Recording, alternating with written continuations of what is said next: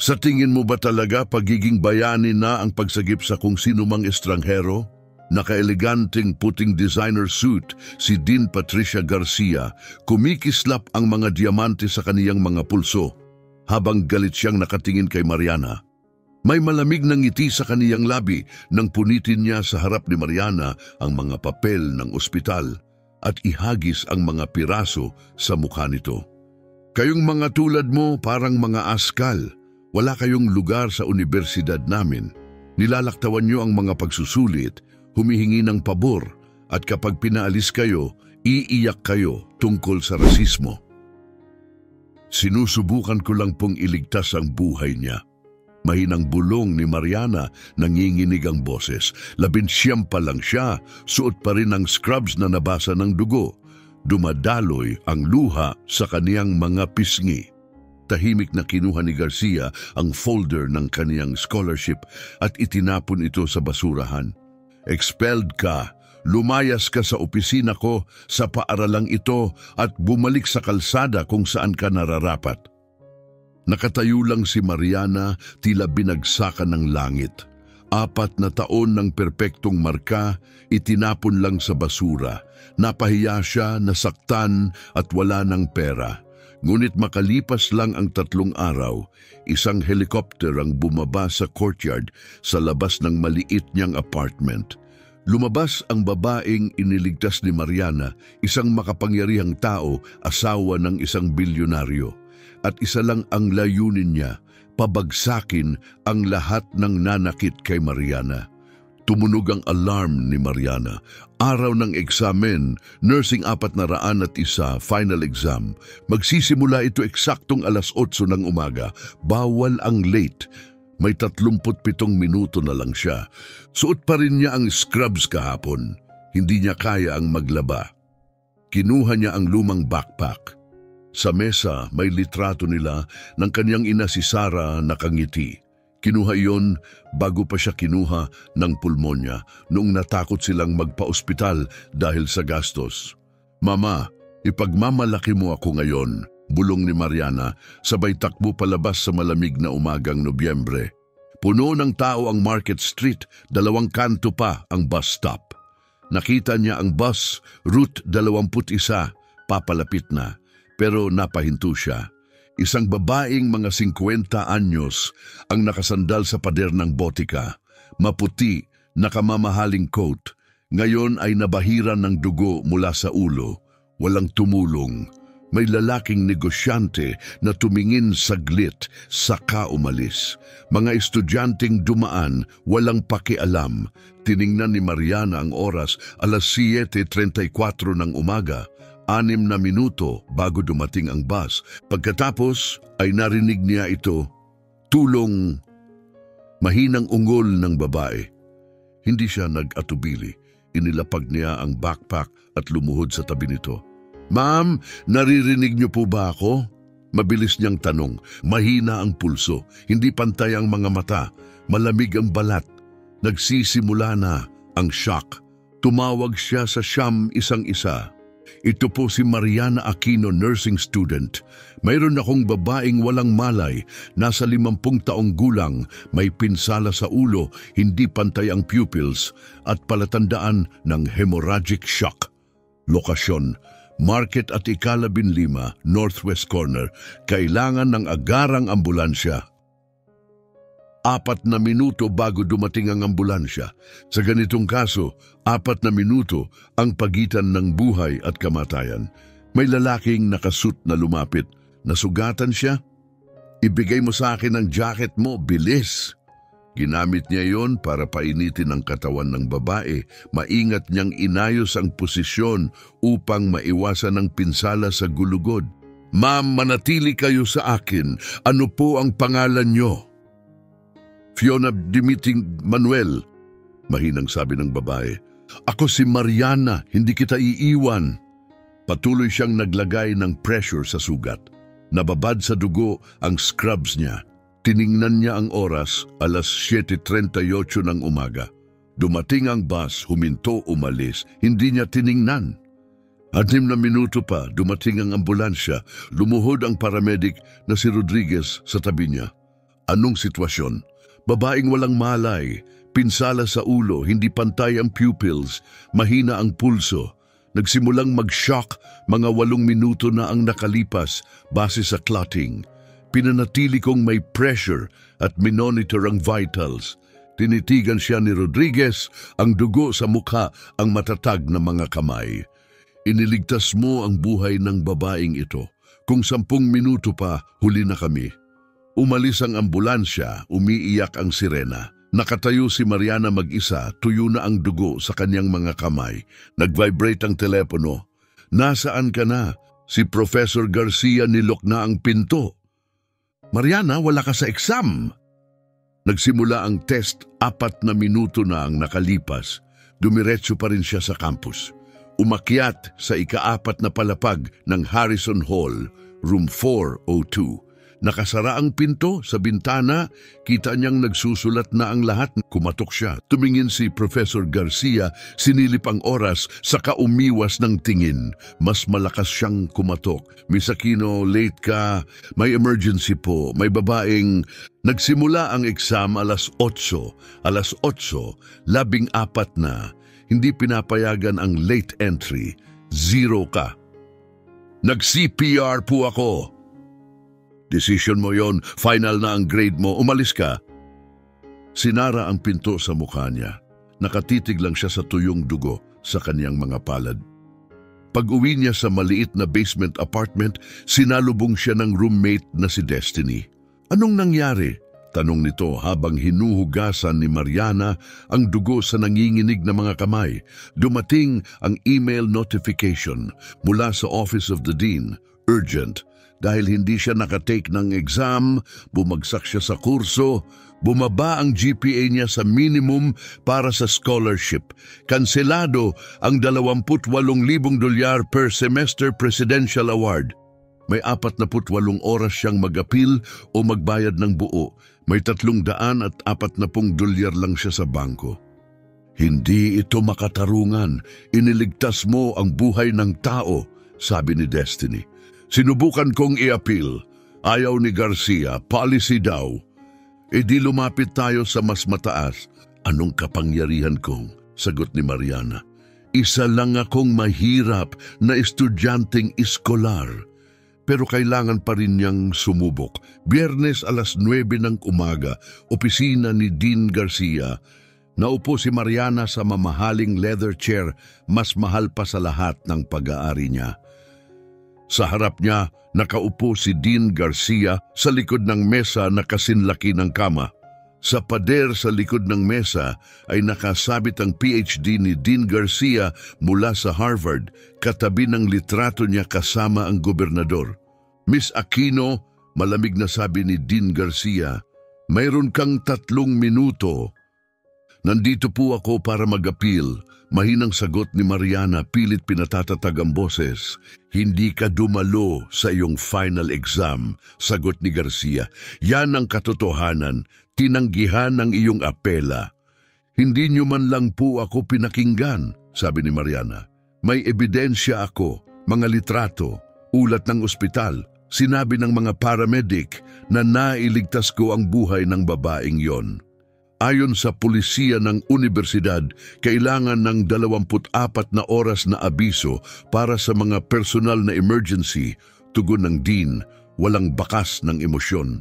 Paano ako magbibigay ng abiso kung mamamatay na siya sa harap ko? May pagpipilian ka, mariing sabi ni Garcia. Dumalo sa iyong exam o tumulong sa isang estranghero. Pinili mo ang huli. At ngayon, kailangan kong harapin ang resulta, sagot ni Mariana, halos pabulong habang nagpipigil ng luha. Ibig niyo bang sabihin, kung hinayaan ko siyang mamatay, maayos pa rin ang scholarship ko? Makakadalo ka sana sa iyong exam, sagot ni Garcia nang walang pag-aalinlangan. Ang mga patakaran ay patakaran, Miss Aquino. Kung bibigyan ka namin ng espesyal na pagtrato, aasahan din iyon ng iba. Hindi ito imbento, halos mamatay ang babae, nanginginig na sabi ni Mariana. Tinanggihan ang iyong apela, mayroon kang hanggang Lunes para ayusin ang bayad sa tuition kung hindi ay formal kang tatanggalin sa universidad. Hindi gumalaw, si Mariana.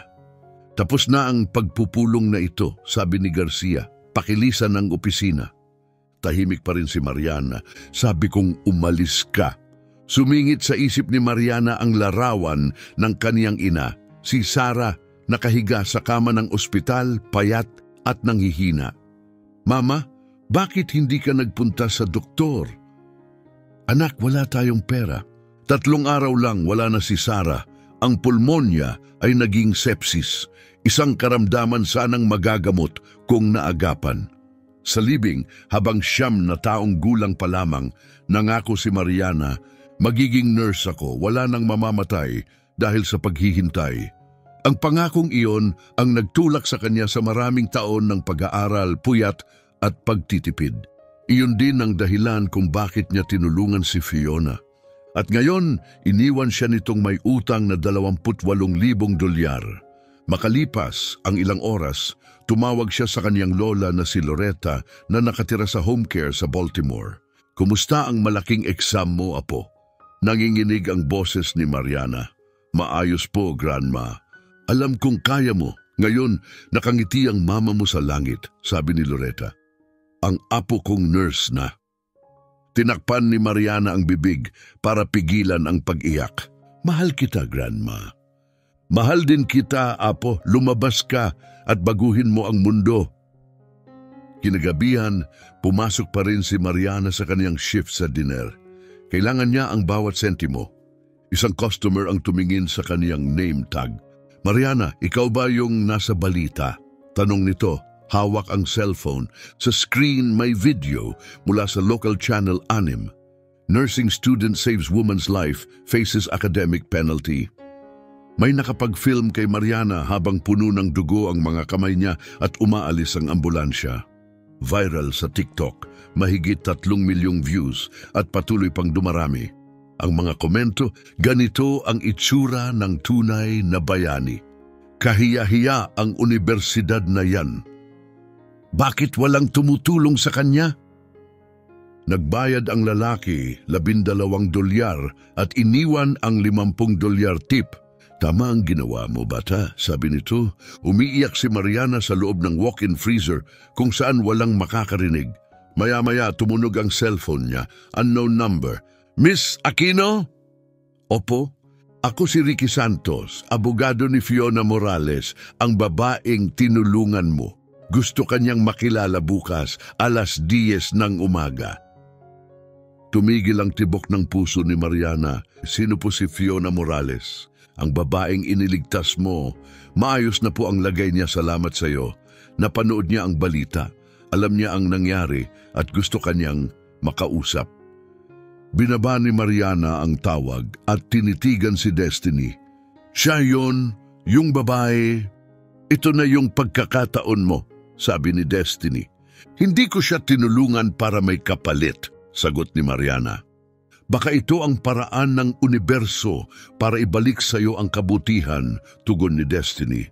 Gusto niyang maniwala pero natatakot siyang umasa. Kinabukasan ng umaga, Sabado, isang eviction notice ang dumulas sa ilalim ng pinto. Overdue na ang renta, 850 dolyar dapat bayaran bago Miyerkules o lisanin ang tirahan bago Linggo. Nakahiga si Mariana sa futon, nakatitig sa kisame, paulit-ulit na binibilang, tuition, $28,000. Renta, $850. Ipong natitira, 370 dolyar. Hindi talaga magkakasya. Nag-vibrate ang telepono, unknown number, look outside. Lumapit siya sa bintana, puno ng tao ang courtyard, lahat nakatingala, at narinig niya ito, ang malakas na ugong ng helicopter. Whoop, whoop, whoop, whoop. Isang makintab na itim na helicopter ang bumaba, makapangyarihan at marangya. Sa gilid nito nakasulat sa gintong titik, Morales Foundation. Ang hangin mula sa mga rotor ay nagpalipad ng mga basura. May mga batang nagtuturo, mga kapitbahay na namangha, at si Mrs. Rodriguez ay nagdasal habang hawak ang rosaryo. Bumukas ang pinto ng helicopter. Lumabas si Fiona Morales. Ayos ang buhok niya, nakabalot pa rin ng malinis na benda ang ulo. Naka-tailored coat at sa likod niya ay isang lalaking nakasuit may hawak na briefcase. Tumingin si Fiona sa paligid, hinanap ang mukha ni Mariana. Nagtagpo ang kanilang mga mata mula sa bintana, walang pag-aalinlangan. Naglakad si Fiona papunta sa gusali. Kumatok, binuksan ni Mariana ang pinto, nanginginig ang mga kamay. Nakatayo sa harap niya si Fiona Morales. At sa likod nito ang lalaking narinig niya sa tawag. May markang Ricky Santos, attorney. Mariana Aquino. Tahimik na tumango si Mariana. Maaari ba kaming pumasok?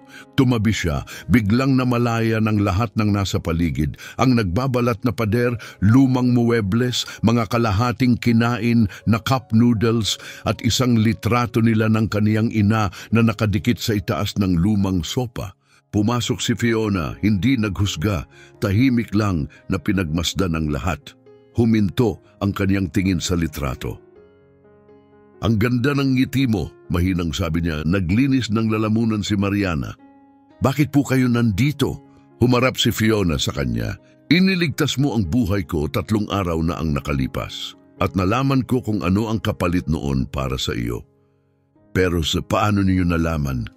Balita, social media, nagpaabot ako ng tawag, kinausap ko pa mismo ang dean mo, si Patricia Garcia. Ibinaling ni Mariana ang paningin sa sahig. Kung ganon alam niyo na, masaya akong maayos na kayo, pero hindi niyo kailangang pumunta rito. Mariana, alam mo ba kung sino ako? Kayo po yung babaeng tinulungan ko. Yun lang ang mahalaga. Ngumiti si Fiona, may halong pait. Ako si Fiona Morales, ang asawa ko, si Carlos, ang nagtatag ng Morales Technologies. May kakayahan kaming gumawa ng mga bagay na mangyari. At nang malaman kong nawala ang scholarship mo dahil sa pagtulong mo sa akin, napahinto siya, hindi ko kayang palampasin yan. Lumapit ang lalaking nakasuit si Ricky Santos at binuksan ang kaniyang briefcase. Nais ni Mrs. Morales na sagutin ang iyong tuition. Mabilis na umiling si Mariana, hindi ko kayo tinulungan para sa pera. Kumislap ang paghanga sa mga mata ni Fiona. Alam ko, kaya nga ako nandito dahil isinakripisyo mo ang lahat para sa isang taong hindi mo kilala. Pero hindi ako nagbibigay ng limos, Mariana. Ang inaalok ko ay mas malaki, katarungan. Katarungan? Ulit ni Mariana, naguguluhan. Kinuha ni Fiona ang isang folder ang mga record ni Mariana sa paaralan. Tinanggihan ni Dean Garcia ang apela mo sa loob ng wala pang 1 minuto. Hindi man lang tiningnan ang mga dokumento. Nang tawagan ko siya mismo at pakiusapan, ito ang eksaktong sinabi niya, hindi kami gumagawa ng policy exceptions para sa mga dramatikong kwento ng pagsagip. Nangalit ang mga kamao ni Mariana. Tinawag niyang dramatic rescue story ang pagliligtas mo ng buhay. Tumango si Fiona. Kaya ito ang iniisip ko, sabi ni Fiona. Ayaw mo ng limos? Mabuti. Ayaw ko rin. Ang gusto ko ay hamunin ang sistema para wala ng ibang estudyante ang dumanas ng tulad mo. Pero kailangan ko ang pahintulot mo. Pahintulot para saan? Upang ilabas ito sa publiko, malakas, legal. Pinarusahan kanila sa paggawa ng tama. Panahon na para managot sila. Tinitigan ni Mariana ang mayamang babaeng ito na lumapag pa ng helikopter sa harap ng kaniyang bahay. Ang nakita niya sa mga mata ni Fiona ay hindi awa, kundi galit, apoy, katarungan. Anong itsura ng laban na yan? Tanong ni Mariana. Sumabat si Santos. Maghahain tayo ng formal na reklamo, maglulunsad ng kampanyang publiko.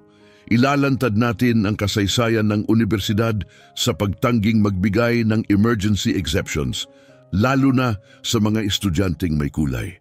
Pahayagan, balita, presyon, dagdag pa niya, isang malaking ingay. Pero kapag ginawa natin yan, bulong ni Mariana, baka hindi na ako makapasok sa ibang paaralan. Oh, tugon ni Fiona. Baka ikaw ang maging dahilan kung bakit hindi na kailangang mamili ng susunod na estudyante sa pagitan ng paggawa ng tama at pananatiling naka-enroll. Tiningnan ni Mariana ang eviction notice, ang email ng pagkawala ng scholarship at ang litrato nila ng kaniyang lola. Go change the world, baby. Huminga siya ng malalim. Sige, laban tayo. Ngumiti si Fiona. Magaling dahil may abogado akong dala at hindi kami aalis hanggang may plano tayo. Umupo silang tatlo sa gaspang na mesa sa kusina, parang mga komander sa isang digmaan. Binuksan ni Santos ang mga dokumento. Miss Aquino, mayroon ka pa bang kopya ng enrollment contract mo? Tumango si Mariana at hinanap ito sa drawer. Sinuri ni Santos, minarkahan ng ilang bahagi. Karaniwang kontrata, kailangan ng 3.0 GPA. Pero ito, nakasaad na ang mga emergency absences ay maaaring isaalang-alang kung may sapat na dokumento. Diyan tayo aatake. Yumuko si Fiona. Ricky, anong nalaman mo tungkol kay Garcia? Binuksan ni Santos ang isa pang folder. 8 na siyang taon bilang dean. Walang malaking iskandalo. Pero ipinakita niya ang mga papel. Sinuri ko ang 5 taon ng datos tungkol sa mga emergency accommodation. May kakaibang pattern. Mga chart, spreadsheet, demografiya. 52 estudyante ang tinanggihan ng emergency academic consideration. 43 sa kanila ay estudyanteng may kulay, ibig sabihin 83%. Sa 9 na natira puti ang 6 at lahat sila binigyan ng special treatment ng walang dokumento. Nanginig ang tiyan ni Mariana. Tinulungan nila ang mga puti sa ilalim ng mesa. Hindi lang tinulungan, pinaparusahan pa ang iba, sabi ni Santos Mariin. Kinuha pa niya ang mga dokumento, mga transcript ng pulong, mga pampublikong record mula sa FOIA requests. Noong nakaraang taon, sabi niya, may estudyanteng puti na naaksidente, kaya na-miss ang exam. Nakasaad sa tala, dapat tayong maging maunawain. Lahat ay karapat-dapat sa habag. 3 linggo lang, may banyagang estudyanteng hindi nakadalo dahil inilikas ang gusali nila. Ang sabi ng parehong grupo, hindi pwedeng gumawa ng exception. Patakaran ay patakaran. Nanigas ang mukha ni Fiona. May mga audio recording kami, legal na nakuha. Nag-click si Santos sa laptop. Isang propesor. Mabuting bata yan. Bigyan natin ng pangalawang pagkakataon. Sa parehong silid, ibang kaso, kailangang matuto ng responsibilidad ang mga estudyanteng ito. Parehong patakaran, magkaibang trato, sabi ni Santos. Ito ay malinaw na diskriminasyon. Nanginginig ang mga kamay ni Mariana. Akala ko ako lang. Hindi ikaw lang, malumanay, nasabi ni Fiona. Pero ikaw ang unang may sapat na lakas para marinig ng mundo. Isinara ni Santos ang laptop ng Mariin. Ang mungkahi ko, huwag mo lang hilingin na ibalik ang scholarship mo. Hilingin mo ang pagbabago ng buong sistema, mga bagong patakaran para protektahan ang lahat ng estudyante sa panahon ng emergency, at isang independenteng pagsusuri sa lahat ng nakaraang pagtanggi. Hindi nila kailanman ibabalik ang scholarship ko, mahinang sabi ni Mariana. Ngumiti si Fiona, matalim, matatag at walang takot. Kung ganon pipilitin natin sila. 9:00 ng umaga, tumawag si Ricky Santos kay Dr. Richard Perez, Pangulo ng Universidad.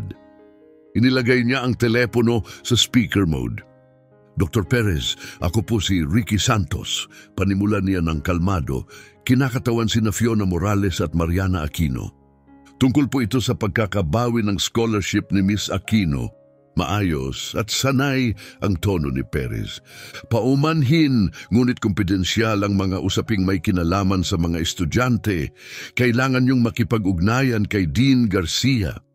Alam namin, sagot ni Santos. Tinanggihan ni Dean Garcia ang apela ni Miss Aquino nang hindi man lang tiningnan ang mga medikal na dokumento. Mayroon kaming mga pirma ng paramedics, ulat ng ospital at malinaw na ebidensya na nagsagawa si Miss Aquino ng CPR na nagligtas ng buhay. Dapat itong repasuhin agad. Malinaw ang aming mga patakaran, malamig na sagot ni Perez. Hindi kami maaaring gumawa ng mga eksepsyon. Lumamig ang boses ni Santos, mahina ngunit matalim. Tumatawag din ako para kay Fiona Morales. Ang foundation niya ay nag-donate ng 50 milyong dolyar sa inyong universidad. Siya rin ang babaeng iniligtas ni Mariana Aquino. Tumahimik ang linya, pagkatapos ay nagsalita si Perez, bahagyang naninigas ang tinig. Natutuwa kaming malaman na magaling na si Mrs. Morales. Ipinatitigil niya ang lahat ng susunod na donasyon hanggang marisolba ang usaping ito. Bukod pa rito, naghahanda kami ng formal na reklamo sa ilalim ng Title VI Civil Rights Act. Mayroon kaming 5 taon ng datos na nagpapatunay ng racial bias sa pagpapatupad ng inyong absence policy. Narinig nila ang kaluskos ng mga papel na wala ang kumpiyansa sa tinig ni Perez. Isa itong napakaseryosong paratang. Isa rin itong napakaseryosong problema, tugon ni Santos. Ibalik ninyo ang scholarship ni Mariana. Baguhin ninyo ang patakaran, repasuhin ninyo ang lahat ng kasong tinanggihan. Kung hindi, ilalabas namin ito sa publiko at hihiling ng federal na investigasyon. Tahimik. Pagkatapos ay idinagdag ni Santos, mayroon kayong 72 oras. At ibinaba niya ang tawag. Ngayon, sabi ni Santos, maghihintay tayo. Ngunit hindi sila kailangang maghintay ng matagal. May nag-leak ng kwento. The Philadelphia Inquirer ang unang naglabas ng headline, Student Loses Scholarship After Saving Billionaire's Life. Sinundan ito ng CNN, University Faces Backlash Over Cold-Hearted Policy. Sumabog ang social media ng universidad. Bumuhos ang mga komento, bayani yang babae. Nakakahiya. Racist ang paaralan na yan. Tumaas ang followers ni Mariana sa TikTok, mahigit 400,000 at 8 milyon ang views. Ngunit kasabay ng papuri, dumating din ang mga masasakit na salita. Ginagamit lang niya ang issue ng lahi. Dapat tumawag na lang siya sa siyam, isang-isa at umalis. Naghahanap lang yan ng atensyon. Huminto si Mariana sa pagbabasa. Sumakit ang tiyan niya sa kaba at inis. Naglabas ang universidad ng malamig na pahayag mula kay Presidente Perez. Sinusuri namin ang sitwasyon ni Miss Aquino at ang mga pulisiya ng universidad upang matiyak ang pagiging patas. Bukas kami sa patuloy na pakikipag-ugnayan sa Morales Foundation. Walang sinabing patawad. Walang aksyon na puro PR lang. Sa likod ng mga pinto, nagpatawag ng crisis meeting ang mga trustees. Naroon si Dean Garcia, hindi nagpaligoy si Trustee Ines Castillo. Nagpasimula ka ng sako na. Isang bilyonaryo ang nagbabantang bawiin ang pondo. Nagpoprotesta ang mga estudyante. Binabansagan tayong racist sa buong bansa. Ayusin mo to, nakakurba ang mga braso ni Garcia. Sumunod lang ako sa patakaran. Suminghal si Trustee Michael Ferrer. Walang pakialam ang publiko sa patakaran ngayon. Ibalik mo ang scholarship. Ngayon din. Kapag ginawa natin yan, magmumukha tayong mahina. Depensa ni Garcia. Mag-aasahan na ang lahat ng estudyante ng espesyal na pagtrato.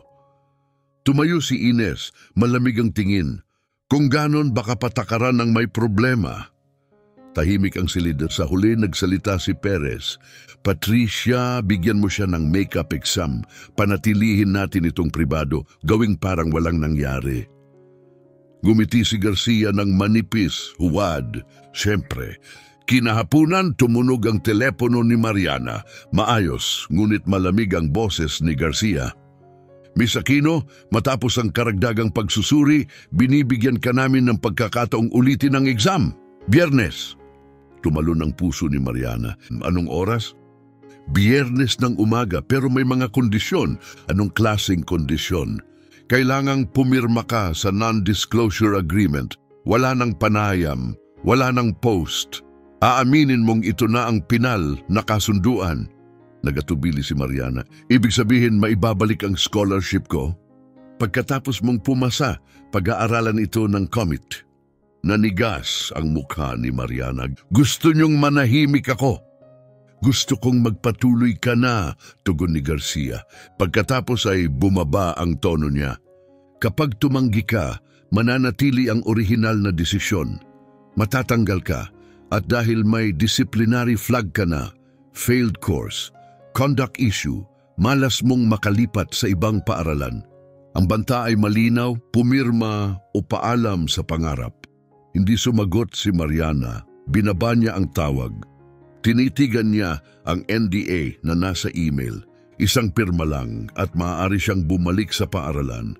Ngunit ang kapalit, katahimikan. Pag-uwi ni Destiny, tinanong niya, anong problema? Inalok nila akong mag-retake ng exam, sagot ni Mariana. Pero kailangan kong mangakong hindi ko na babanggitin ang nangyari. Namilog ang mga mata ni Destiny. Anong balak mong gawin? Tumingin si Mariana sa paligid, sa eviction notice, sa larawan ng kanyang ina, sa lumang email ng scholarship offer. Naalala niya ang 51 estudyanteng tinanggihan ng pagkakataon. Naalala niya ang susunod na Mariana Aquino. Kinuha niya ang telepono at tinawagan si Fiona. May alok sila. Pwede akong kumuha ulit ng test, pero kailangan kong manahimik. Hindi nag-atubili si Fiona. Tatanggapin mo ba? Tahimik si Mariana sandali. Anong mangyayari kung hindi ko tanggapin? Matatag ang boses ni Fiona. Kung ganon, mas lalaban tayo, gagawin nating lantad, hihingi tayo ng tunay na pagbabago. Pero aatakihin nila ako, sabi ni Mariana. Sisiraan nila ako, sabing nagsisinungaling ako, dudurugin ako. Tahimik na tumugon si Fiona. Oo, gagawin nila yan, pero hindi ka nag-iisa. Kung pipirma ako sa NDA, sabi ni Mariana, may pagpapatuloy ko ang pag-aaral ko at makakalimutan ang lahat. Walang magpaparatang sa akin. Ngunit sa isip niya, nakita niya ang 9 na taong gulang na sarili, nakatayo sa libing ng kaniyang ina. Nangako akong tutulong sa mga tao kahit ano pa ang mangyari. Tumingin siya kay Fiona. Hindi ako pipirma. May kumislap sa mga mata ni Fiona, parang apoy na tinangay ng hangin. Kung ganon ipakita natin sa kanila kung gaano sila nagkamali sa paghusga sa'yo. Isang press conference, nakatayo si Mariana sa tabi ni Fiona nanginginig. Mga mikropono, mga mamamahayag, kumukutitap na kamera. Sa podium, nakaukit ang logo ng Morales Foundation. Lumapit si Fiona sa mikropono. 3 linggo na ang nakararaan, panimula niya, isang batang nursing student na ang pangalan ay Mariana Aquino ang nagligtas ng buhay ko. Nagkaroon ako ng brain aneurysm at bumagsak sa kalsada. Daan-daan ang dumaan, walang tumulong. Tumigas ang boses niya. Pero si Mariana tumigil. Na-miss niya ang exam, nawala ang scholarship, ang kinabukasan, ang pangakong ginawa niya sa kanyang inang naghihingalo. Lahat iyon isinakripisyo niya para tulungan ako. Tahimik ang silid. At kapalit noon, tanong ni Fiona, pinaalis siya ng University of Pennsylvania. Ngunit nang sinuri ko pa, hindi lang ito isang maling desisyon, isa itong sistema, isang kulturang nagpaparusa sa mga estudyanteng may kulay habang tahimik na nagbibigay ng pabor sa iba. Diretso siyang tumingin sa mga kamera. Alam niyo ba kung ano ang natutunan ko habang duguan akong nakahandusay sa bangketa? Na hindi dapat mas mahal ang kabutihan kaysa sa kalupitan. Pero sa universidad na ito, ganon ang nangyayari. Huminga siya ng malalim. Ngayong araw, inilulunsad ko ang Compassionate Action Scholarship.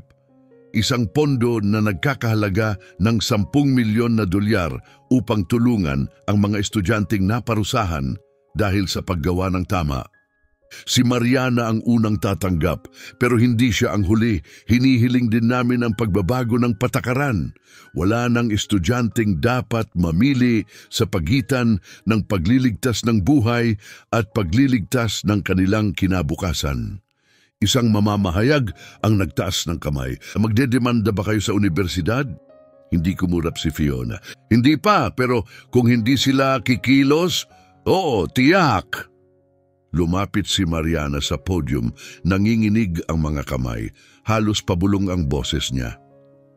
Hindi ko tinulungan si Mrs. Morales para sa pera, tinulungan ko siya dahil kailangan niya ako. Yan ang tungkulin ng isang nurse. Kung naniniwala ang universidad na mali ang ginawa ko, Ayaw kong maging bahagi ng sistemang nagtuturo sa mga estudyante na tumalikod sa mga naghihingalo. Sumabog ang balita. Pagsapit ng Miyerkules ng hapon, trending na sa buong bansa ang hashtag Justice for Mariana. Bumaha ng tawag sa telepono ni Mariana. Good Morning America, CNN, halos lahat gustong marinig ang kwento niya. Ang Instagram page ng universidad ay naging larangan ng digmaan. Isa akong nurse at nasusuka ako sa nangyari. Alumni ako rito, hindi na ako magdo-donate kailanman. Tanggalin ang dean, hindi ang bayani. 200 estudyante ang nag-walk out. Puno ng mga karatula ang damuhan. Kindness isn't a crime. We stand with Mariana. May megaphone si Professor Maria Rivera. Tinuturuan namin ang aming mga estudyante na unahin ang pagliligtas ng buhay, sigaw niya. Ngunit pinarusahan ng universidad na ito si Mariana dahil ginawa niya yon. Yan ang tunay na pagkukunwari. Umalon ang hiyawan ng mga tao, 40 propesor ang lumagda sa bukas na liham na nananawagan ng reforma sa pulisiya. Naglabas ng pahayag ang Pennsylvania NAACP. Hindi ito isang hiwalay na pagkakamali, isa itong sistematikong problema. Ibinahagi ni Santos sa publiko ang data report, 5 taon ng mga record, graph at meeting minutes at nag-viral ito agad. How a university's fair policy punished students of color. Sinubukan ni President Perez na apulahin ang apoy. Nakatuon kami sa pagiging patas. Isinasagawa ang isang independent review. Kinikilala namin ang katapangan ni Miss Aquino. Ngunit walang naniwala. Nagpatawag ang Board of Trustees ng emergency meeting para sa Lunes. At sa unang pagkakataon, iniimbitahan si Mariana na magsalita. Natagpuan ni Fiona si Mariana nakayakap sa sarili sa sopa. Hirap huminga, dilat ang mga mata, nangangatal sa takot. Hindi ko kaya, hingal ni Mariana. Lahat nakatingin. Paano kung magkamali ako? Umupo si Fiona sa tabi niya, marahang hinawakan ang kamay nito. Mariana, huminga ka kasama ko. Hinga, labas. Isa pa, ginawa mo na ang pinakamahirap na bahagi. Tumigil ka nung wala nang ibang tumitigil. Ang natitira ngayon, ingay lang yan. Dahan-dahang bumagal ang paghinga ni Mariana. Hinga, labas, hinga, labas. Paano kung walang magbago, bulong niya. Kung ganon, sagot ni Fiona, sinubukan natin at mahalaga yon. Pero magbabago sila, kailangan, dahil nakatingin na ang buong mundo, hindi na nila kayang magtago. Gusto niyang maniwala at malalaman niya sa Lunes.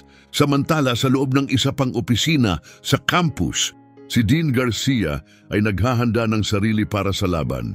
Biyernes ng hapon, nakaupo siya mag-isa sa mesa, hawak ang academic file ni Mariana.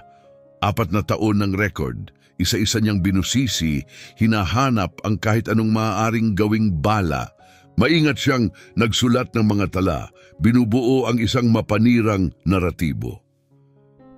Sophomore year, isang papel na naipasa ng 12 oras na huli. Pinayagan ito ng propesor dahil naospital ang lola ni Mariana. Sinulat ni Garcia, pattern of disregarding academic deadlines. Junior year, hinamon ni Mariana ang isang tanong sa exam. Kalaunan, inamin ng propesor na tama siya at inayos ang grading key. Sinulat ni Garcia, frequently confronts faculty, argumentative behavior.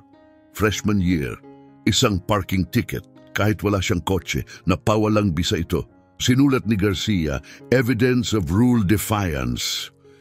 Nagsagawa siya ng mga interview, piling-piling guro, maingat ang mga tanong. Ano po ang masasabi ninyo sa presensya ni Miss Aquino sa klase? Tanong niya kay Professor Alejandro Domingo, 63 puti. Matiyaga, minsan mapanuri sa material, sagot nito. Sinulat ni Garcia, aggressive, confrontational. Humiling ba siya ng anumang akomodasyon? Minsan, sagot ng propesor, hiniling niya na dagdagan ng diversity ang aming patient case studies. Sinulat ni Garcia, pushes identity politics, seeks special treatment. Pagsapit ng gabi, may hawak na siyang 20 pahina ng dokumento, pinamagatang Concerns Regarding Miss Aquino's Character. At hindi siya tumigil doon. Nag-schedule siya ng formal na Academic Standards Review para sa Lunes ng umaga, bago ang board meeting, isang disciplinary panel. At hindi niya sinabi kay Mariana, hindi siya kailanman binalaan. Walang nabanggit na panel, walang mungkahing magdala ng abogado. Gumisi si Dean Garcia sa sarili. Tingnan natin kung hanggang saan ka madadala ng bilyonaryong kakampi mo. Dumating si Mariana, iniisip na ito'y isang karaniwang pagpupulong. Ngunit pagpasok niya sa conference room, napatigil siya. 5 tao ang naroon. Si Garcia, 3 propesor at ang legal counsel ng universidad. Nanlamig ang sikmura ni Mariana. Ano to? Ito ay isang pagdinig ng Academic Standards Review Board, mahinahong sabi ni Garcia. Maupo ka. Tumitibok ng mabilis ang puso ni Mariana habang naupo siya. Inabot niya ang telepono upang mag-text kay Fiona. Ilagay ang mga telepono, sabi ng abogado. Kumpidensyal ang prosesong ito. Ibinaba ni Mariana ang cellphone, nakataob, nanginginig ang mga kamay. Binuksan ni Garcia ang makapal na folder, ang academic file ni Mariana. Miss Aquino, panimula niya, may nakakaalarmang pattern sa iyong record. Anong pattern? Tanong ni Mariana, naninigas ang boses. Late submissions. Disruptive behavior, unpaid violations, requests for special treatment. Yung late paper na yun ay dahil na ospital ang lola ko. Hindi tayo nandito para pagtalunan ang bawat insidente. Malamig na sagot ni Garcia. Tinitingnan natin ang kabuuang pattern. Nanginginig ang mga kamao ni Mariana. 38 ang GPA ko. Sumabat ang abogado. Hindi lang grado ang tinitingnan namin, kasama rin ang karakter. Humikot ang mundo ni Mariana, nagsalita si Profesor Domingo. 2 beses ko nang tinuruan si Miss Aquino. Matalino siya pero palaban. Hinahamon ang grading, kinukwestiyon ang curriculum. Minsan may pakiramdam ng entitlement. Entitlement? Halos maputol ang boses ni Mariana. Humiling lang ako ng mas inklusibong case studies dahil wala man lang pasyenteng banyaga sa libro. Humihingi ka ng pagbabago dahil sa personal na paniniwala. Malamig na tugon ni Domingo. Humihingi ako ng mas mahusay na edukasyon, sigaw ni Mariana. Miss Aquino, sabat ni Garcia, pakiayos ang tono mo. Ang ganitong mga pagputok ng emosyon ang dahilan kung bakit ka narito. Tumingin si Mariana sa paligid. 5 puting mukha. 5 mapanghusgang mata. Hindi ito pagpupulong, isa itong bitag. Lumapit si Garcia. May opsyon ka, voluntaryong pag-alis. Kung pipirma ka, isiselyo ang mga record mo. Personal reasons, walang disciplinary note. Tinitigan siya ni Mariana. Gusto niyong magbitiw ako. Gusto naming maresolba ito ng mapayapa. At kung hindi, ngumiti si Garcia, matalim, malamig. Kung ganon, itutuloy natin ang formal dismissal dahil sa conduct violations. At lalabas yan sa permanent record mo, makikita ng bawat paaralan. Karamihan sa mga nursing program, hindi tatanggap ng estudyanteng may ganyang marka. Tinatakot niyo ako, bulong ni Mariana. Binibigyan ka namin ng propesyonal na paraan ng pag-alis, mahinang sabi ng abogado. May 6 na oras ka bago ang board hearing, dagdag ni Garcia. Nakadepende sa desisyon mo kung mananatili ka. Ito ay paghihiganti, sabi ni Mariana. Isa itong karaniwang review, pagsisinungaling ng abogado. Nagkataon lang ang timing. Kalokohan? Tapos na tayo, putol ni Garcia. May 24 na oras ka, pirmahan ang withdrawal form o ma-expel ka. Tahimik ang silid, tumayo si Mariana, halos hindi mapigil ang panginginig. Dinampot ang telepono at lumabas. Mabilis ang paghinga niya sa pasilyo. 3 missed calls, Fiona. Agad siyang tumawag pabalik. Mariana? Masiglang tanong ni Fiona. Nasaan ka? Inatake nila ako, bulong ni Mariana. Ginawa nila akong parang masamang estudyante. Binibigyan ako ng pagpipilian, magbitiw o mapatalsik. Kapag lumaban ako, sisirain nila ang record ko. Tahimik. Pagkatapos ay nagsalita si Fiona malamig galit. Huwag kang kikilos. Ipapadala ko si Santos. Huwag kang pipirma ng kahit ano. Mas pinalala lang nila to laban sa sarili nila. Umupo si Mariana sa bench sa labas ng administration building, naghihintay. Dumaan ang mga estudyante, nagbubulungan, nagtuturo. Tumunog muli ang telepono, si Grandma Loretta. Hi Grandma, mahina niyang sabi. Anak, napanood kita sa TV. Ang laki ng ipinagmamalaki ko sa'yo. Nanikip ang lalamunan ni Mariana. Hindi ko alam kung kakayanin ko pa. Anong nangyari? Isinalaysay niya ang lahat, ang pagdinig, ang banta, ang imposibleng pagpipilian. Tahimik sa kabilang linya. Pagkatapos ay marahang nagsalita si Loretta. Lagi mong sinasabi ng mama mo, ang tama at ang madali ay bihirang magkapareho. Sinabi niya yon bago siya pumanaw. Mahinang sabi ni Mariana. Alam niyang dapat siyang magpatingin sa doktor, pero sabi niya sa akin, at least masasabi kong sinubukan ko. Dumulas ang mga luha sa mukha ni Mariana. Hindi ko na alam kung kaya ko pang subukan. Sobra na. Kung ganon huminto ka, mahinang sabi ni Loretta. Hindi mababawasan ang pagmamahal ko. Higit na marami ka nang nagawa kaysa sino man. Pero tandaan mo anak, hindi mo mababago ang mundo kung wasak ka sa pagtatangkang gawin ito. Pinahid ni Mariana ang luha. Pero paano yung iba? Ano man ang piliin mo, ipagmamalaki pa rin kita. Ibaba niya ang tawag. Tahimik siyang nakaupo, hati ang isip. May bahagi sa kanya na gustong tanggapin na lang, lumipat ng paaralan, magpatuloy ng tahimik at maglaho. Pero may isa pang bahagi, ang boses ng kanyang ina ni Loretta at ng batang umiiyak sa libing na bumubulong. Hindi pa, huwag kang bibitaw. Dumating si Santos matapos ang 15 minuto. Ipakita mo lahat, sabi niya. Inabot ni Mariana ang cellphone at mga tala. Tahimik itong binasa ni Santos, humihigpit ang panga.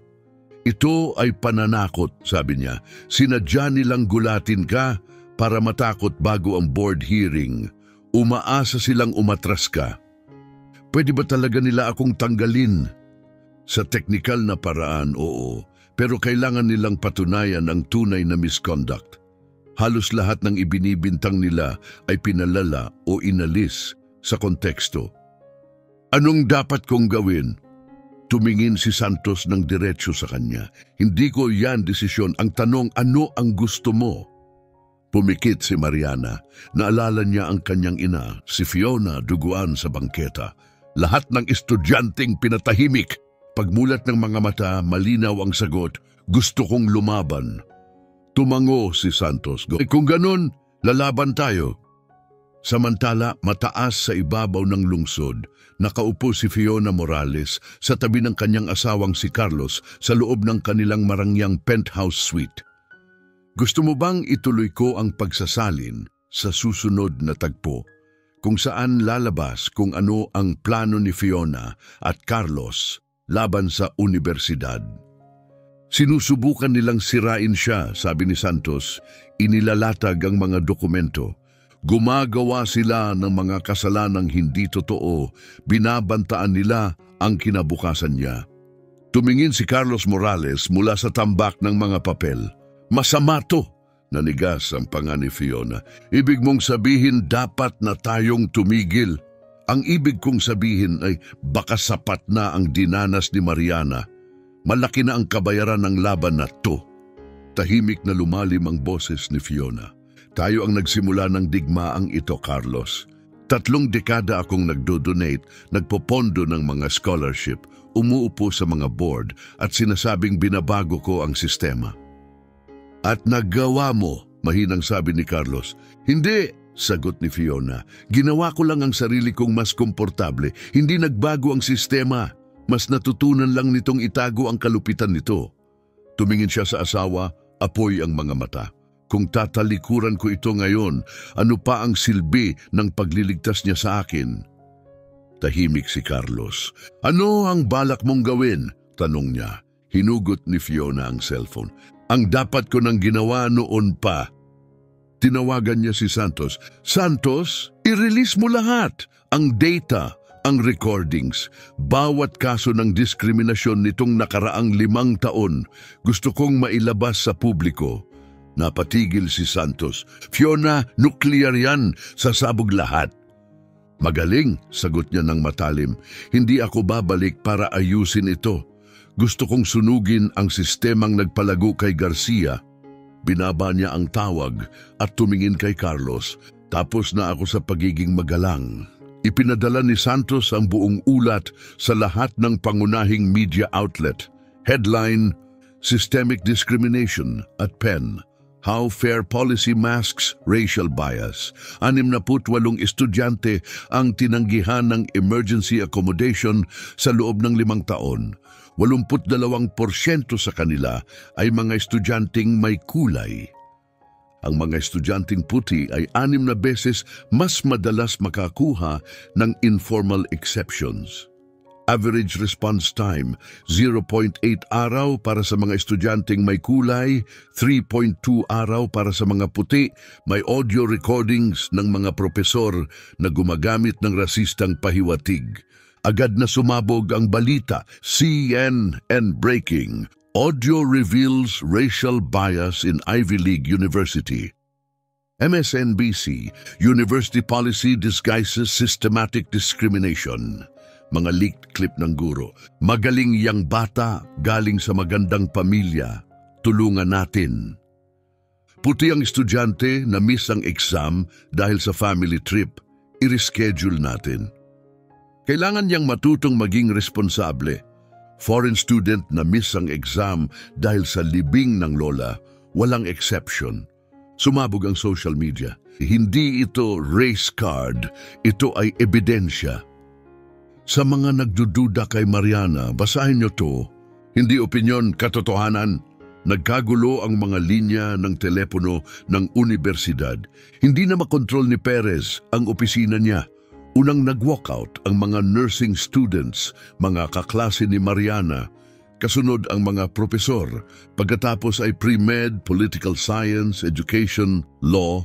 Pagdating ng alas 4:30 ng hapon, 800 estudyante na ang nasa hagdan ng administration building. Itinaas ni Profesor Rivera ang megaphone.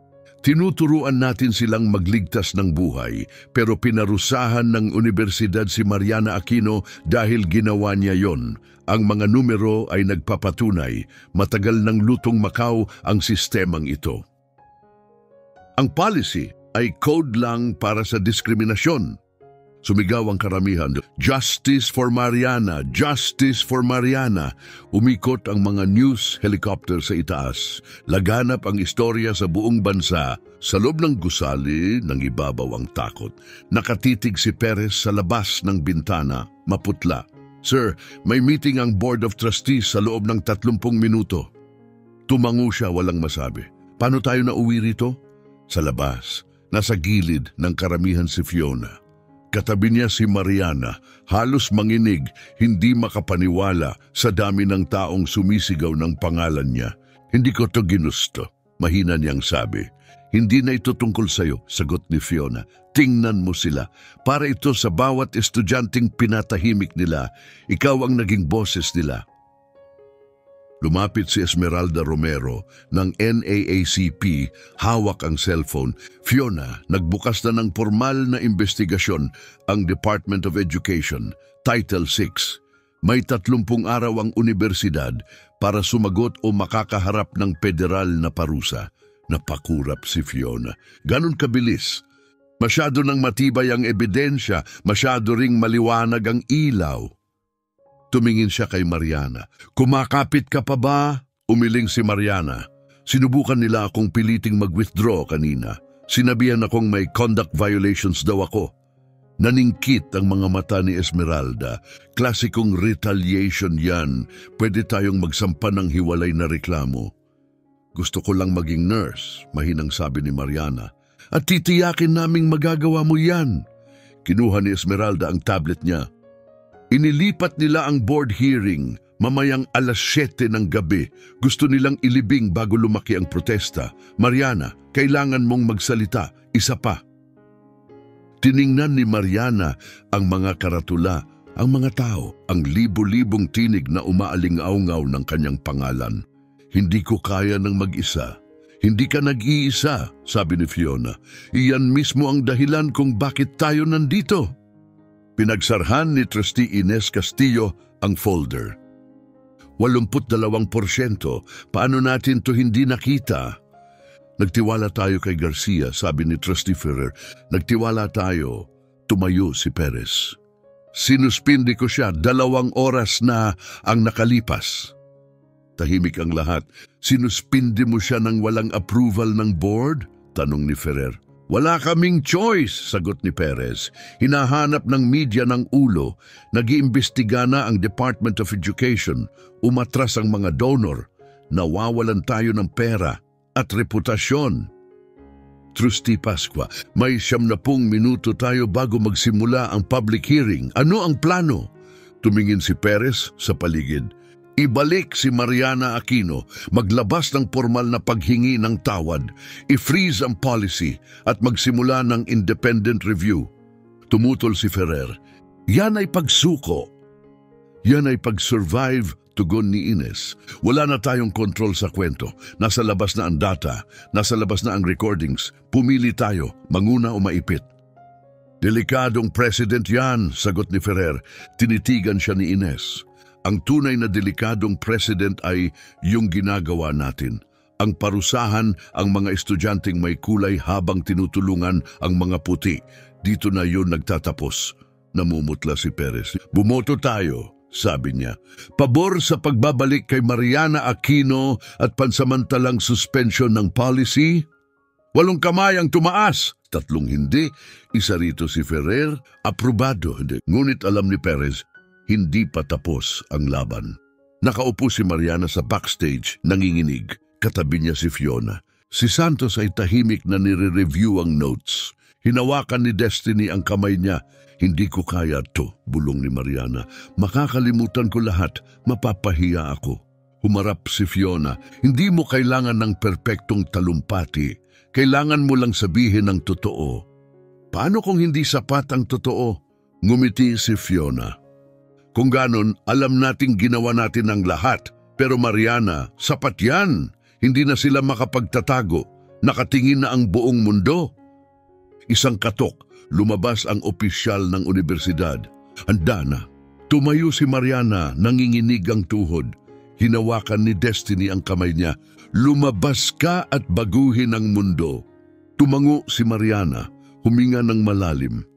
At lumakad papasok sa auditorium. Puno ito, 500 katao sa silid na para lamang sa 300. May mga kamera, cellphone at livestream sa bawat sulok. Nakaupo sa entablado ang 12 miyembro ng board, kadalasan ay puti, matatanda at halatang kinakabahan. Si Ferrer ang unang nagsalita. Binubuksan natin ang pagdinig na ito tungkol sa mga isyong may kinalaman sa emergency accommodations at sa kaso ni Miss Mariana Aquino. Nananawagan kami ng kaayusan. Isang boses mula sa crowd, Justice for Mariana. At muling umalingaw-ngaw, Justice for Mariana!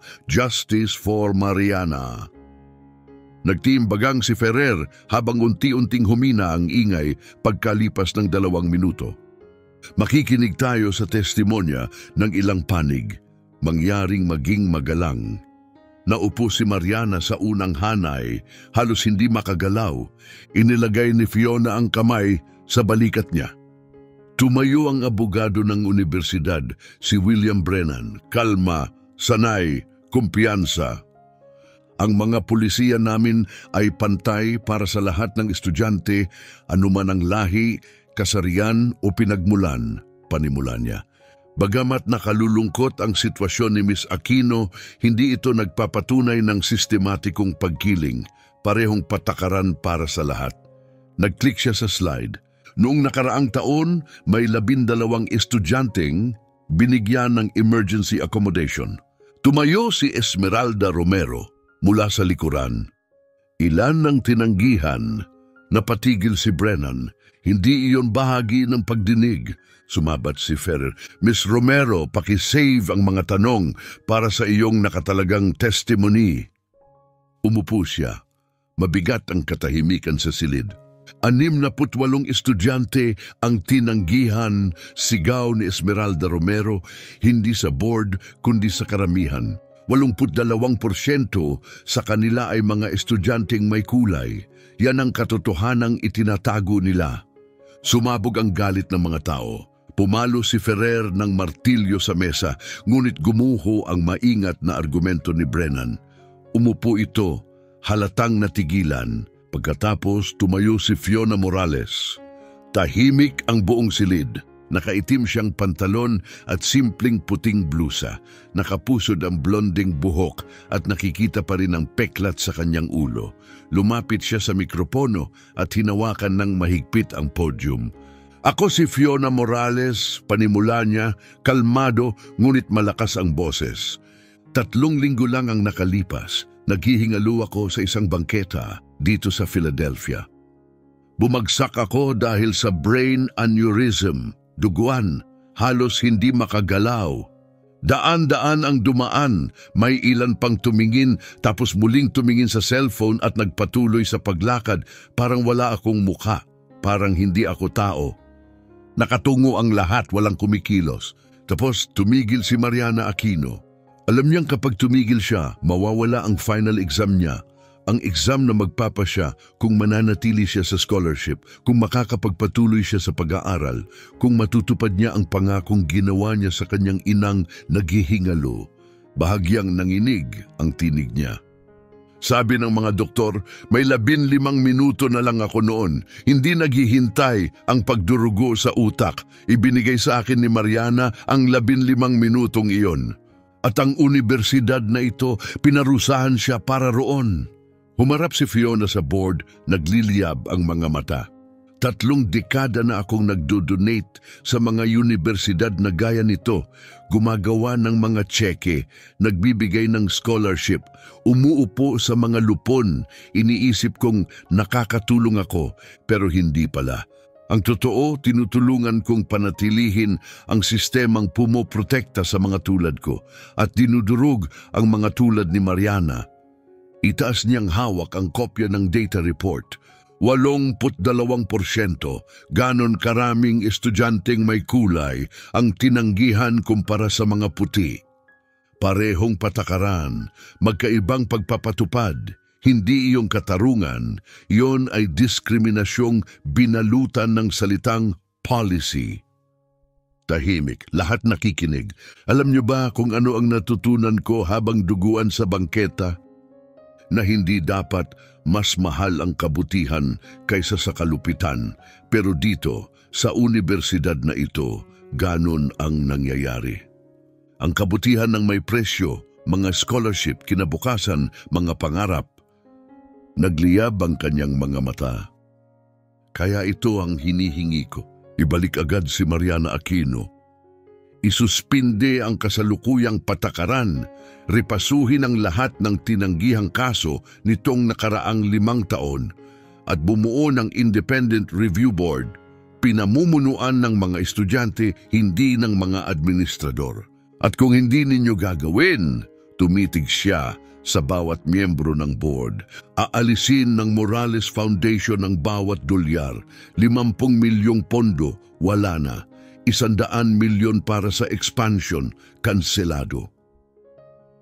At ako mismo ang magpopondo ng kasong legal laban sa bawat desisyong may bahid ng diskriminasyon.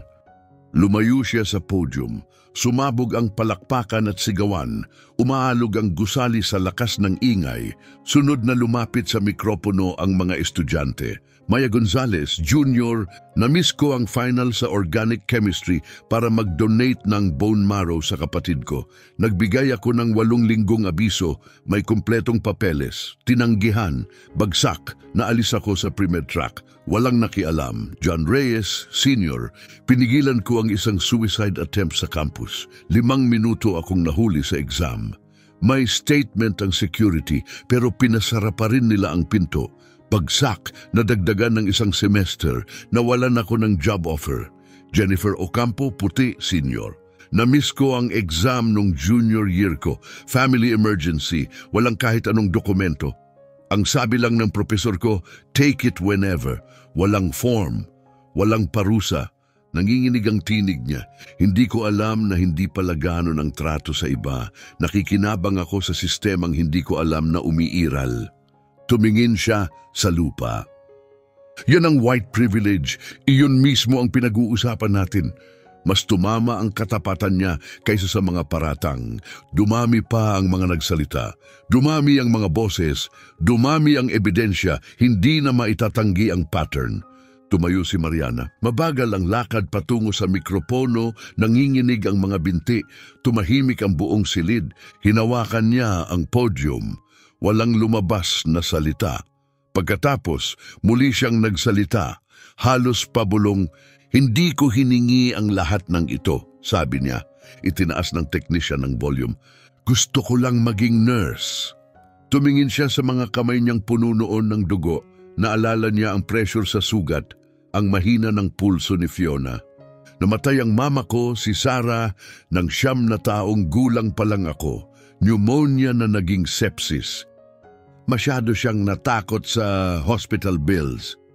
Pinanood ko siyang mamatay dahil mahirap kami. Bumagsak ang mga luha sa kanyang pisngi, ngunit hindi siya tumigil. Sa libing niya, nangako akong magiging nurse ako para wala nang ibang mamamatay habang naghihintay. Tumingin siya diretso sa board. Nang makita ko si Mrs. Morales sa bangketa, nakita ko si Mama. Nakita ko ang bawat taong namamatay dahil walang humihinto, dahil lahat masyadong abala, masyadong takot, masyadong makasarili. Tumaas ang boses niya. Alam kong mawawala ako sa exam. Alam ko kung ano ang kabayaran, pero hindi ako kayang mabuhay sa mundong mas mahalaga ang grado kaysa sa buhay. Kung yan ang tinuturo ng universidad na ito, ayokong maging bahagi nito. Nanginginig ang mga kamay niya habang lalo pang hinigpitan ang hawak sa podium. Pero hindi na ako lumalaban para sa sarili ko. Lumalaban ako para sa susunod na estudyanteng kailangang mamili. Para kay Maya na nawala ang kinabukasan sa pagliligtas sa kapatid niya. Para kay John na nagligtas ng buhay at pinarusahan. Para sa bawat estudyanteng dinurog ninyo dahil nagkaroon sila ng tapang na magmalasakit. Tinitigan niya si Ferrer. Ayusin niyo ang patakaran.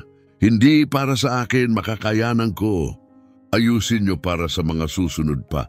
Ayusin niyo dahil mas mahalaga ang buhay ng tao kaysa sa mga patakaran ng paaralan. Ayusin niyo dahil kung hindi, tinuturuan niyo ang mga estudyante na talikuran, ang mga naghihingalo para lang maprotektahan ang kanilang GPA. At kung yan ang leksyon, hindi karapat-dapat na magpatuloy ang universidad na ito. Umalis si Mariana sa podium. Sumabog muli ang silid. Tumayo ang mga estudyante, may mga umiiyak, may mga guro na pumapalakpak, lahat sumisigaw. Nangginig si Mariana, halos matumba, ngunit sinalo siya ni Fiona. Nagawa mo, bulong ni Fiona. Perpekto. Pumalo si Ferrer ng martilyo. Sinusubukang patahimikin ang lahat. 5 minutong recess para sa deliberasyon. Ngunit tumayo si Ines Castillo. Hindi, boboto tayo ngayon. Tiningnan siya ni Ferrer, nagngangalit ang mata. Kailangang pampubliko ang boto, sabi ni Ines ng matatag. Hindi yan, simulang sabi ni Ferrer, ngunit pinutol siya ni Trustee Ines Castillo. Iminumungkahi kong agad na isuspinde ang emergency absence policy ng universidad at ibalik ng buo ang scholarship ni Mariana Aquino, epektibo agad. Sinusuportahan ko, sabi ni Manuel Pascua, nangamba si Ferrer, nakaon ang mga kamera, nakapako ang mga mata ng buong silid sa kanya. Sino ang pabor? Tanong ni Castillo. 9 na kamay ang tumaas. Sino ang tutol? 2 kamay lang ang nanatili sa ibaba, kay Ferrer at isa pa. Aprobado ang mosyon. Sumabog ang auditorium. Tumayo si President Perez. Nanginginig ang boses ngunit malinaw. Epektibo agad, sinuspinde ng University of Pennsylvania ang kasalukuyang emergency absence policy. Magpapatupad kami ng Compassionate Action Protocol. Lahat ng estudyanteng makaligtaan ang akademikong obligasyon dahil sa dokumentadong emerhensya habang tumutulong sa iba ay automatikong bibigyan ng konsiderasyon. Sigawan, palakpakan, yakapan, mga luhang bumabagsak.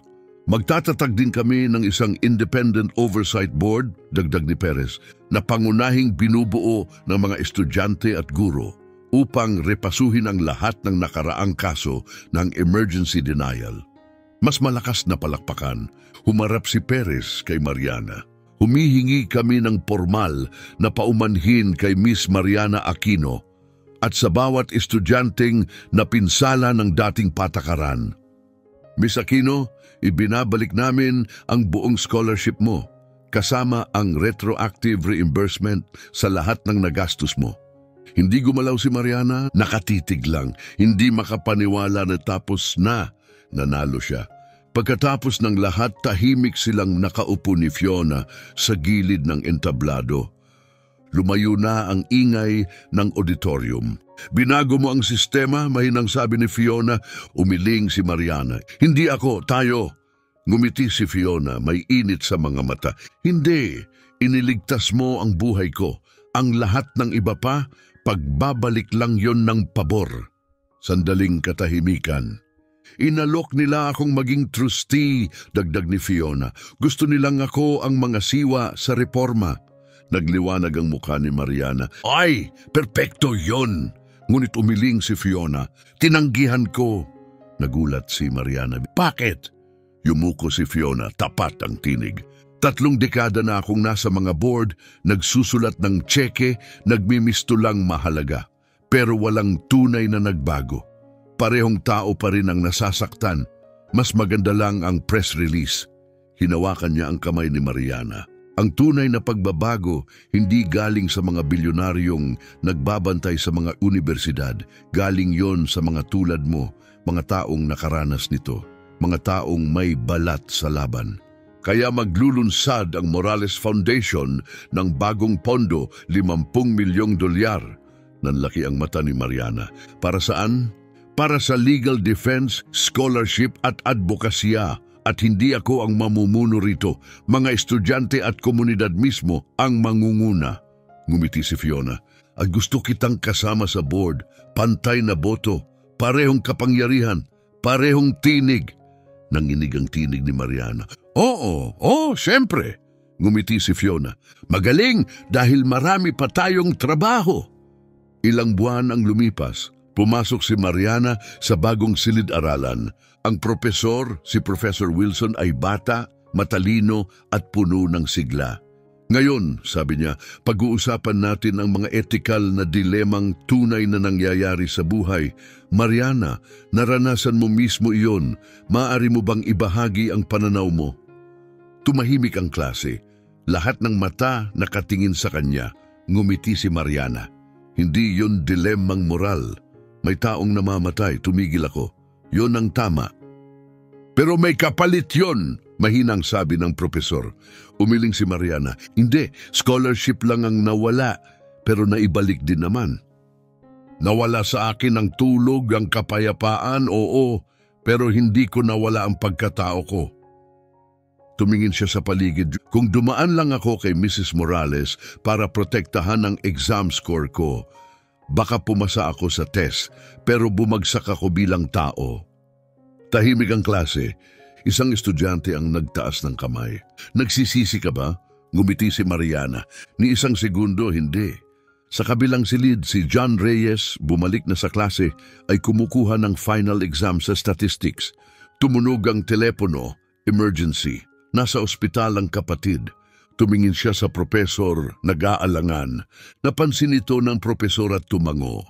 John, umalis ka. Pamilya muna. Gawin mo ang exam sa susunod na linggo. Walang form, walang banta, walang parusa, puro malasakit. Umiiral na ang bagong patakaran. Sa isang maliit na kafe, sa kapitbahayan ni Mariana, madalas siyang bisitahin ni Fiona. Isang hapon, iniabot ni Fiona ang tablet. 863 aplikasyon na. Ngumiti siya. Compassionate Action Scholarship. Basahin mo. Nag-scroll si Mariana, mga kwento, estudyanteng tumulong maglikas ng matatanda sa wildfire, na miss ang final, ngayon suportado, estudyanteng namagitan sa domestic violence, dating tinanggihan, ngayon may pondo, estudyanteng tumulong sa biktima ng car crash hanggang dumating ang EMTs na miss ang exam, ngayon nakabalik sa pag-aaral. Pinarusahan silang lahat noon, bulong ni Mariana. Tumango si Fiona, oo, palaging ganon, hindi lang natin nakikita. Hinawakan niya ang kamay ni Mariana, pero ngayon nakikita na natin at natutulungan na natin sila. Ngumiti si Mariana. Marami pa tayong gagawin. Buti na lang hindi na tayo nag-iisa habang papunta sa kanyang clinical rotation sa Philadelphia General. Nadaanan ni Mariana ang kanto ng Market at 15. Kung saan niya unang nakita si Fiona. Nandoon na ngayon ang maliit na mural sa pader ng botika. 2 kamay na magkahawak. Sa ilalim nakasulat, dito tumigil ang kabutihan. Hinaplos ni Mariana ang pader at ngumiti. Paglakad pa niya, may nakita siyang matandang babae, hinihingal habang may pasan na mabibigat na grocery bag. Hindi na siya nag-isip, "Ma'am, tulungan ko po kayo." Napatingin ang babae, magaan ang loob. "Salamat, iho. Karamihan, dumaraan lang." Dinala ni Mariana ang mga bag hanggang sa 3 kanto pa, 15 minutong late sa shift. Ngunit nang dumating siya, ngumiti ang kanyang supervisor. "Magaling, Aquino. Ganyan ang tunay na nurse." Sumakay si Mariana ng tren patungo sa bagong tirahan ni Grandma Loretta sa Assisted Living Facility. Maganda ang lugar, malinis, maliwanag, may kabutihan. Bahagi ng stipend ni Mariana ang tumutulong sa bayad dito. Sa dingding ni Loretta, naka-frame ang mga pahayagan, Mariana Aquino confronts Ivy League injustice. Policy rewritten after student saves life. Kindness protocol becomes national model. "Anak," sabi ni Loretta, "ngayon, nakangiti ng malaki ang mama mo sa langit." Yumakap si Mariana sa kanya. "Gagraduate na ako sa Mayo, Grandma. Top of my class. May job offer na ako. Pediatric emergency room sa Children's Hospital." Nanlaki ang mata ni Loretta. "Emergency room? Mabigat yan!" Ngumiti si Mariana. "Doon kailangan ng tulong ang mga tao. Bawat segundo, mahalaga. Doon, ang pagtigil ay may saysay." Tumango si Loretta. "Magiging nurse ka na laging tumitigil." Hinawakan ni Mariana ang kamay niya. "Ako na yun, Grandma. Mga estudyanteng tumatanggap ng akomodasyon, walang bangayan sa papel. Si Mariana nagtuturo na sa mga bagong nursing student. Ang mural sa Market at ika-15, bahagi na ng Kindness Walk. Mga scholarship ipinagkakaloob, mga estudyante nagtutulungan. Ang reforma sa emergency absence ipinatutupad na sa 4 na universidad. Nakatayo si Mariana, nakasuot ng scrubs sa labas ng ospital habang sumisikat ang araw. Ngumiti siya sa kamera. Hindi dapat mas mahal ang kabutihan kaysa sa kalupitan. At ngayon, hindi na nga. Fade to black. Sa buong bansa, kumalat ang epekto. Mga balita sa pahayagan, compassionate action protocols adopted by 43 universities. Ang sinimulan ng isang estudyante ay naging pambansang kilusan. 3 estado ang nagpasa ng Student Good Samaritan Protection Acts. Isang mapa ang ipinakita, unti-unting nagbabago ang mga patakaran, lungsod sa lungsod, estado sa estado. Si Mariana ngayon ay rehistradong nurse, ay kakagaling lang sa night shift sa Children's Hospital. Gusot na ang scrubs, pagod ang mga mata, pero may ngiti sa kanyang labi. Mas maganda na ang tinitirhan niya ngayon. May mainit na apartment siyang pinaghahatian ni Destiny, na ngayoy malapit nang matapos sa law school. Habang binubuksan niya ang gate, narinig niya ang isang pamilyar na tunog sa itaas. Whoop, whoop, whoop! Tumingala siya at natawa. Isang makintab na itim na helicopter ang bumababa. Ang parehong helicopter mula 1 taon na ang nakalipas. Lumabas ang mga kapitbahay. Kumaway ang mga bata. Si Mrs. Rodriguez ay napahawak sa dibdib, nakangiti. Fiona Estaki, may nakapintang dilaw na bilog sa semento, ang landing spot. Sa puting letra, Fiona Spot. Bumukas ang pinto. Lumabas si Fiona, nakangiti, may hawak na folder. Naglakad si Mariana papunta, natatawa. Normal na tao, nagte-text lang. Kumindat si Fiona, malapad ang ngiti. Nasaan ang saya roon? Nagyakap silang dalawa. May dala akong balita, sabi ni Fiona. Balitang karapat-dapat sa dramatikong pagdating. Inabot niya ang folder kay Mariana. Buboto ang Kongreso sa susunod na buwan para sa Federal Student Good Samaritan Act. Nanlaki ang mga mata ni Mariana. Ang testimonya mo sa Senado ang nagtulak nito sa komite, paliwanag ni Fiona. Mariana, magiging batas ito sa buong bansa. Tinitigan ni Mariana ang folder na puno ng luha ang mga mata. Akala ko, sinusubukan lang nating ayusin ang isang paaralan, gumiti si Fiona. Binago mo ang usapan. Kapag nagbago ang kamalayan ng bansa, susunod ang patakaran. Ikaw ang nagsindi ng apoy na yon. Hinawakan niya ang kamay ni Mariana. Halika, celebration dinner. Darating si Carlos at si Manuel. Nasa resto na si Destiny, si Grandma Loretta, naka-video call. Tumingin si Mariana sa paligid, ang courtyard, ang bilog na landing spot, ang mga kapitbahay na kumakaway, at si Fiona. Naalala niya ang simula ng lahat, isang malamig na Huwebes ng umaga. Isang desisyon, tigil o magpatuloy, tumigil siya at nagbago ang lahat. Tumingin si Mariana diretso sa kamera. Nakasuot ng scrubs, nakapaskil sa dibdib ang hospital ID badge. Pagod, ngunit kumikislap ang mga mata.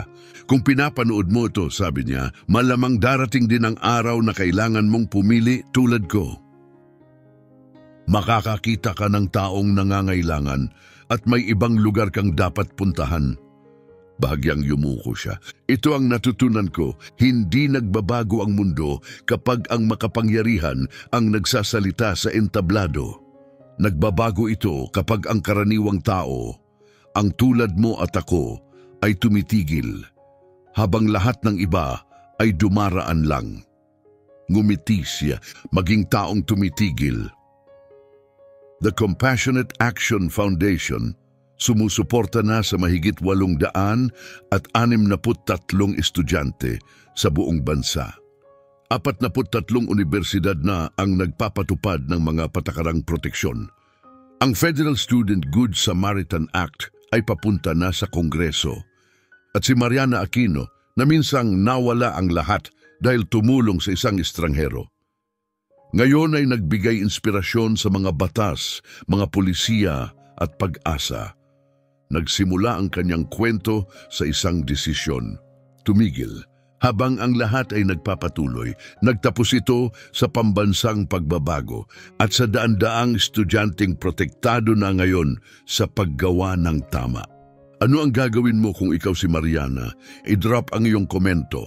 At kung naantig ka sa kwentong ito, i-subscribe para sa higit pang mga kwento. Mga kwentong nagpapatunay na ang karaniwang kabutihan ay kayang lumikha ng pambihirang pagbabago. Kita-kits sa susunod.